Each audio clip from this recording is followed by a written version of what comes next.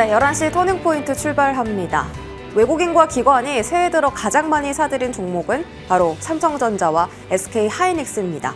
이렇게 반도체 투톱에 메이저 수급이 들어오다 보니 자연스럽게 주도 섹터가 형성이 되고 또 지수의 흐름도 안정적인 우상향을 새해 들어 그려가고 있습니다.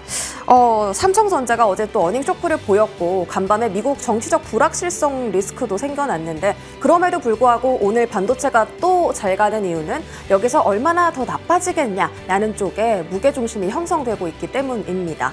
하지만 아직 트럼프 취임식까지는 11일 정도가 남았고요. 정치적 리스크가 얼마나 많이 도사리고 있을지는 아무도 예측하지 못합니다. 오늘 그래도 나스닥 미국 증시 빠진 것에 비해서는 안정적인 흐름을 보여주는 국내 증시고요. 코스피는 2,530포인트까지 올라섰습니다. 수급 확인하시죠. 오늘 옵션 만기일이고요. 그런 가운데 외국인이 3천억 원대 강세입니다. 매수 우위 포지션 보이고 있고 반도체 쪽에 외국인 순매수세가 최근 들어 굉장히 많이 몰리고 있습니다. 기관 오랜만에 팔자세입니다. 2,800억 원대 매도 우위고요. 코스닥도 보시죠. 코스닥 오늘 하락하는 종목이 1,000가지가 넘어갑니다.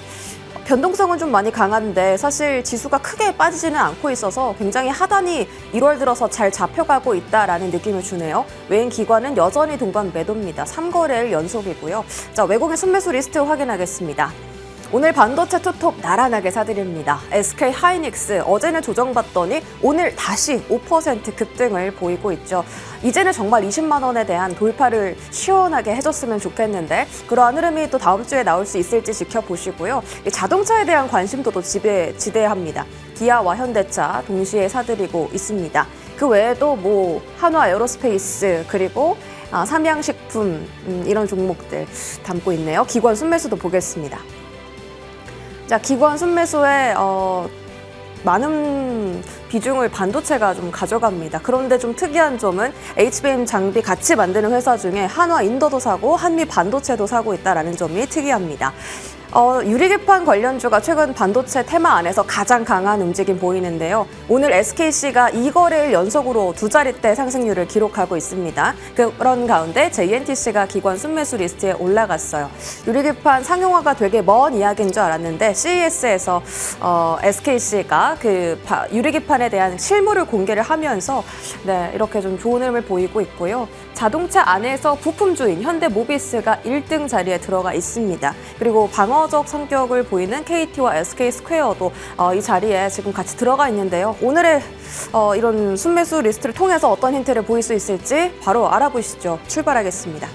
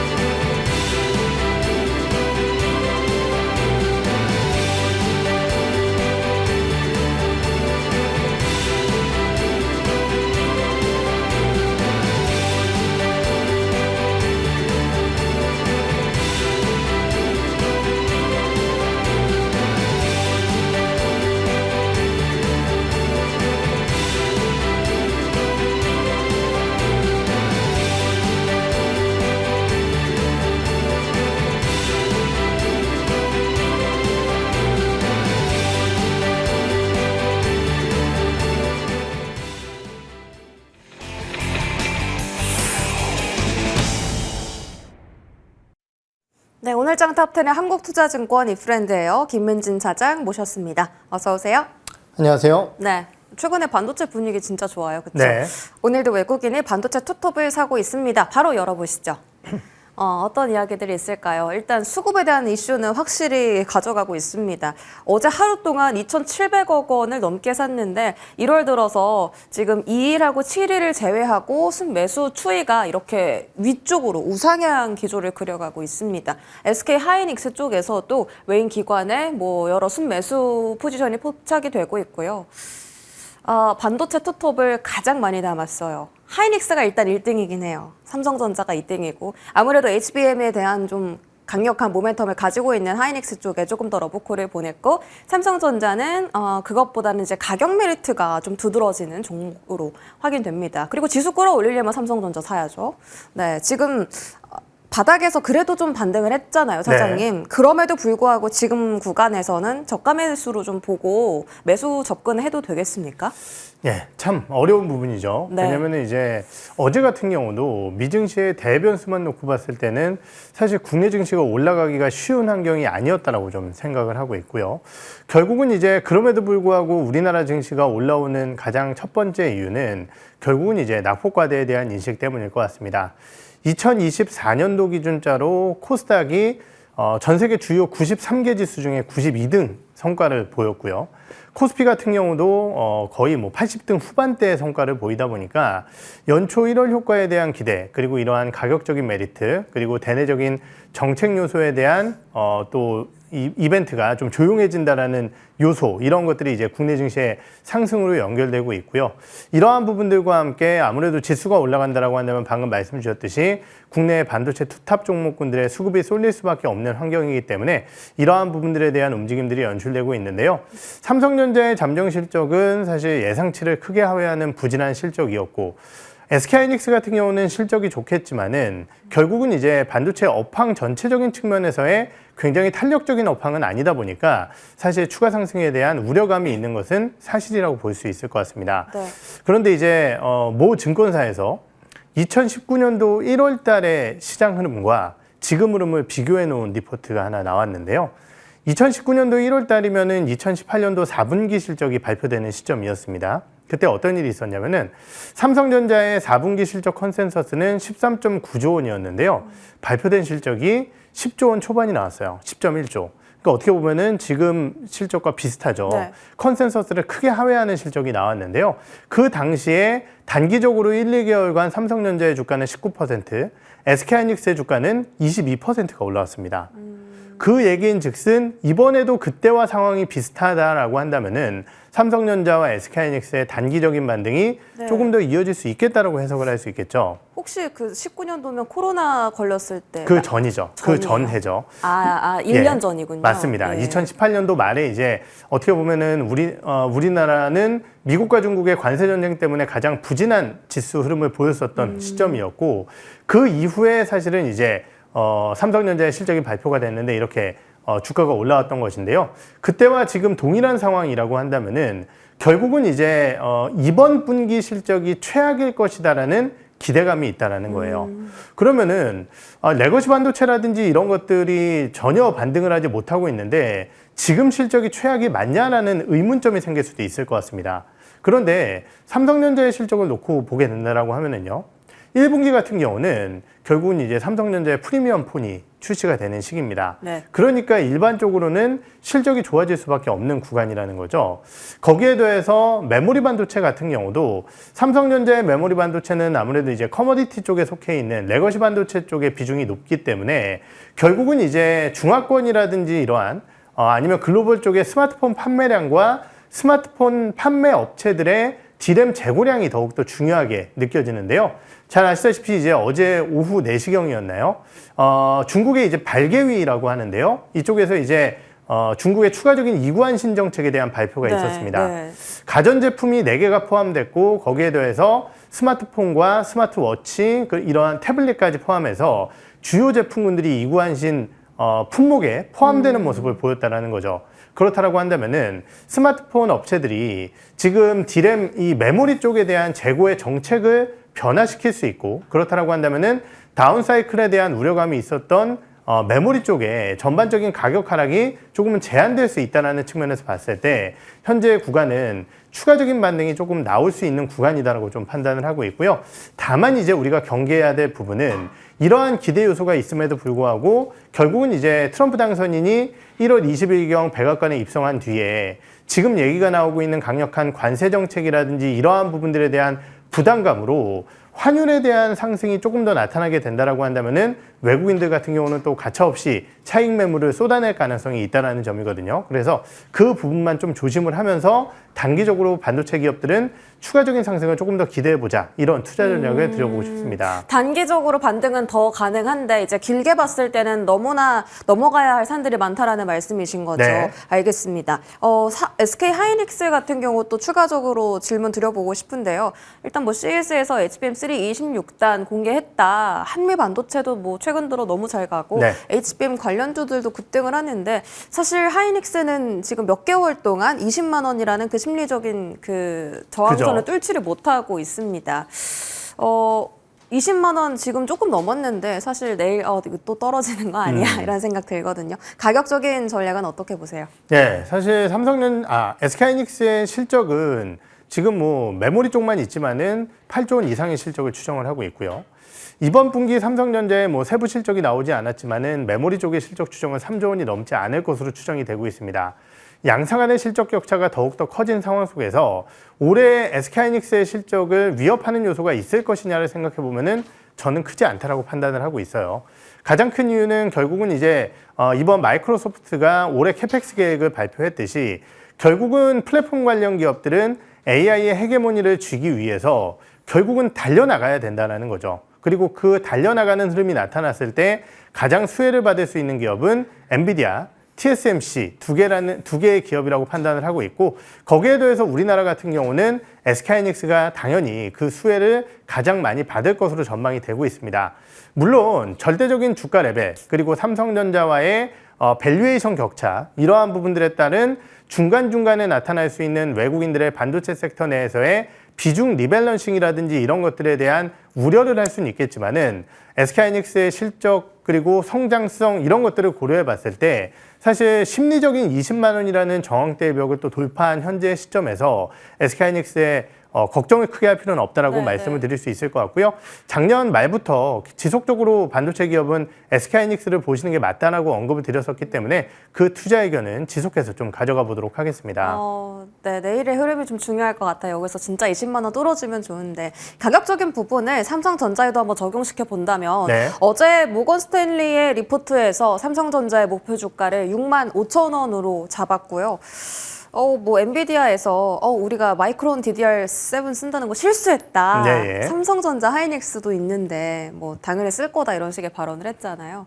그런 부분이 어제 삼성전자의 주가 흐름을 조금 더 끌어올려줬는데 네. 삼성전자 단기적으로 더 룸 열려 있다면 어디까지 열려 있을까요? 네, 사실 아까 말씀드렸듯이 삼성전자의 주가 반등이 어디까지 이어질지 판단하기는 좀 만만치 않은 부분이라고 생각을 하는데요. 아까도 말씀드렸듯이 이제 2019년도의 상황에 대비해 보게 된다라고 한다면은 그때 이제 반도체 업종군들이 단기적으로 상승한 뒤에 다시 주가가 빠졌어요. 그 이유가 뭐냐면은 결국은 이제 업황 자체가 완전히 돌아서지 않았기 때문이거든요. 그리고 네. 그때는 이제 공급에 대한 불안이 있었습니다.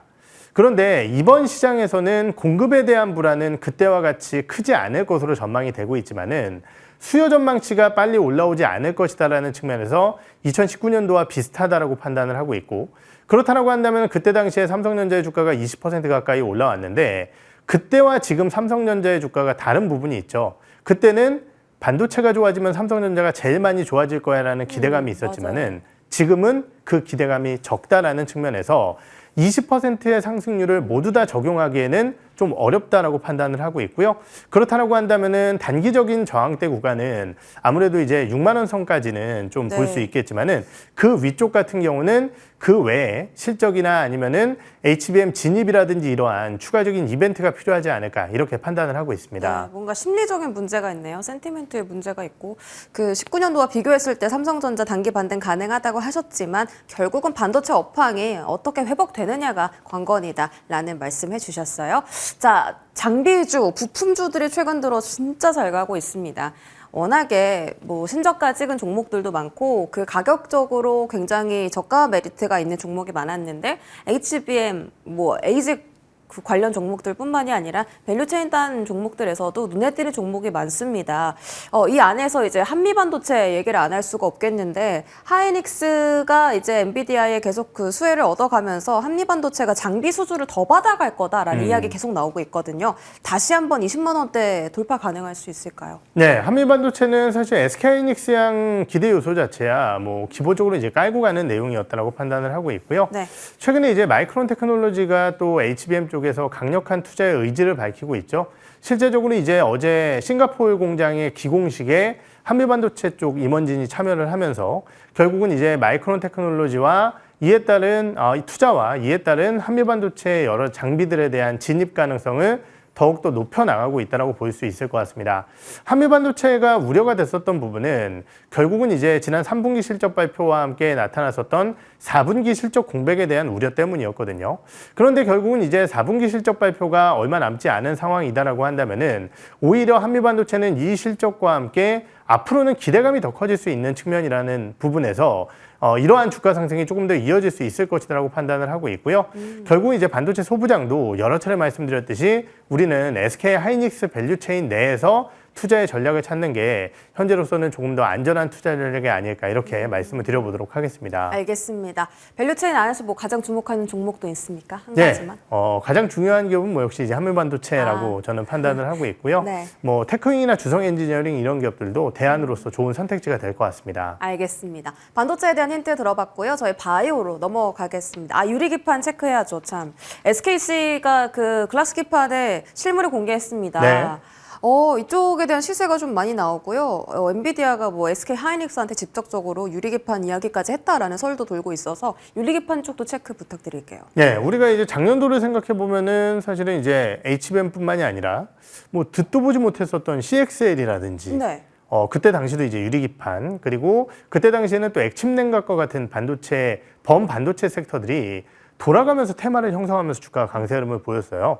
그런 것들을 살펴보게 된다라고 한다면은 우리도 반도체 소부장 내에서 지금 반도체 투탑이 주가가 올라간다라고 한다면은 이러한 테마성 성격을 가진 종목군들의 순환매가 나타날 가능성이 충분히 있다라고 판단을 해야 될 것 같고 그러한 측면에서 유리기판 관련주들이 지금 세게 올라오고 있는 상황이고요. 사실 상용화까지야 아직까지 시간이 걸릴 만한 내용이기 때문에 단기적으로 올라오게 된다라고 한다면은 어느 정도의 차익 실현을 하시는 게 좋지 않을까 판단이 들고요. 다만 이제 뭐 어제 오늘 이틀 동안 강하게 올라가고 있고 아직까지는 상승 추세 흐름을 보이고 있기 때문에 매도 타이밍을 잘 고려하시면서 비중 축소를 하시는 것이 좋으실 것 같습니다. 알겠습니다. 바이오 바로 넘어가 볼게요. 그제 삼성 바이오로직스가 100만 원을 재돌파했었고요.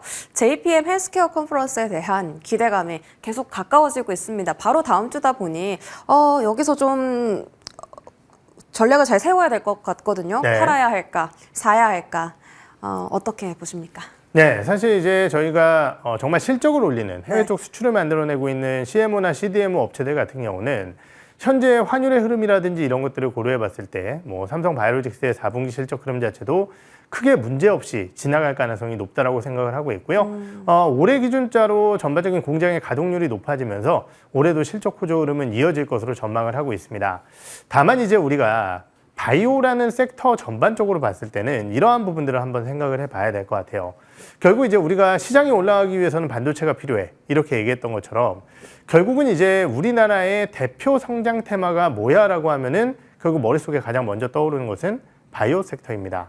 그런데 같은 수급적인 논리로 한번 살펴보게 된다라고 한다면은 1월 초에 이 성장 테마의 빈자리를 뺏기 위한 몇몇 개 섹터 테마들의 움직임들이 있었어요. 네, 로봇. 그렇죠. 그리고 양자 컴퓨터 관련주들 네. 이런 것들 쪽에 개인들의 수급이 몰리게 되면서 어떻게 보면은 바이오주들이 반등을 안 한 것은 아니지만은 바이오텍 즉 신약 개발을 하는 기업들의 주가 흐름이 사실은 1월 초 코스닥이 올라온 것 대비해서 굉장히 큰 아웃퍼폼을 했냐라고 따지면 그건 아니었거든요. 그렇기 때문에 JP모건 헬스케어에 대한 이벤트가 있지만은 더욱더 중요한 것은 이러한 이제 경쟁자들의 탈락이 바이오주들의 수급으로 조금 더 빠르게 유입될 것이다라고 첫 번째 판단을 해야 될 것 같고 두 번째는 결국 이제 성장주들이 움직일 수 있는 환경들이 만들어져야 되는데요. 잘 아시다시피 우리나라 바이오주들 혹은 뭐 해외 바이오주들도 마찬가지지만은 결국 성장주들은 금리에 대한 민감성이 굉장히 큽니다. 지금 이제 미 국채 금리가 4.7을 넘보고 있는 상황 속에서 사실은 바이오주들을 빠르게 주가가 올라가기에는 약간은 부담감이 있다라는 거죠. 네. 그렇기 때문에 미국 국채 금리가 좀 반락하는 것도 바이오주들의 좋은 매수 타이밍으로 한번 집계를 해볼 수 있을 것 같고요. 다만 이제 JP모건 헬스케어 컨퍼런스에서 뭐 이벤트를 만들어낼 수 있는 기업이라든지 아니면은 그런 것들을 차치하고서라도 올해 전반적인 좋은 뉴스와 모멘텀을 보유하고 있는 기업들은 조정 시에는 관심을 갖는 것이 좋지 않을까 이렇게 판단을 하고 있습니다. 알겠습니다. 어제 뭐 그 트럼프가 뭐 보편적 관세 때문에 국가 비상사태를 선포할 맞아요. 수도 있다라는 그 트럼프 직접 언급한 것은 아니고 트럼프 측에서 그랬다라고 설이 나와서 국채 금리가 급등했었는데 네. 그러면 트럼프 취임식 전까지는 금리에 대한 리스크가 좀 있을 수 있겠네요. 사실 이제 국채금리 전문가들의 내용들을 그리고 뭐 인터뷰들을 한번 살펴보게 되면은 네. 결국은 이제 지금의 국채금리가 상당 부분 많은 안 좋은 요소들이 이제 반영이 되어 있는 국채금리다라고 얘기하는 사람들이 있어요. 근데 이제 조금 걱정스러운 부분은 뭐냐면은 그런 것들을 차치하고서라도 지금 미국 내에서 국채금리를 떨어뜨릴 수 있을 만한 요소들이 있을까에 대한 판단이 필요할 것 같거든요. 그런데 지금 나오고 있는 여러 가지 지표들 네. 아직까지 계속 강세 흐름을 보이고 있습니다. 특히 연초에 발표됐었던 대표적인 실물 지표라고 할 수 있는 제조업 지표와 서비스업 지표가 너무 좋게 나왔다라는 측면, 이런 것들이 부담으로 작용을 하고 있고요.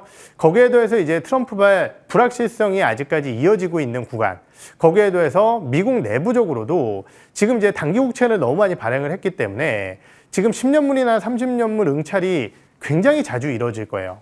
그러면은 채권이 공급이 늘어난다는 얘기는 사실은 국채금리 상승의 부담으로 작용할 가능성이 높거든요. 그렇기 때문에 사실 우리가 뭐 4.7이다, 4.8이다 이런 부분들에 대한 논의가 쉽지는 않겠지만은 채권금리는 조금 더 올라갈 볼륨은 남아 있다라고 저는 판단을 하고 있습니다. 알겠습니다. 그런 상황을 대비해서 바이오 쪽은 좀 조심스럽게 그 종목에 대한 대응을 잘 해봐야 될 것 같습니다. 다음은 유한양행 볼 텐데요. 유한양행의 최근에 그 J&J가 네. 높은 생존율을 입증했다라고 발표를 하면서 그럼 이제 렉라자 잘 팔리는 거 아닌가, 상업적인 기대감 좀 형성이 됐는데요. 오늘 좀 조정 나옵니다. 네. 오히려 매수 기회입니까? 사실 이 부분이 참 어려운 게 뭐 맨날 자꾸 어렵다라고 얘기를 하는데 어렵죠. 국내 증시. 예, 네. 유한양행이 분명히 좋은 데이터를 발표를 했고요. 우리가 이제 일반적으로 이제 항암 쪽의 임상, 뭐 어떤 임상도 마찬가지지만은 이 OS 데이터가 가장 중요한 데이터입니다.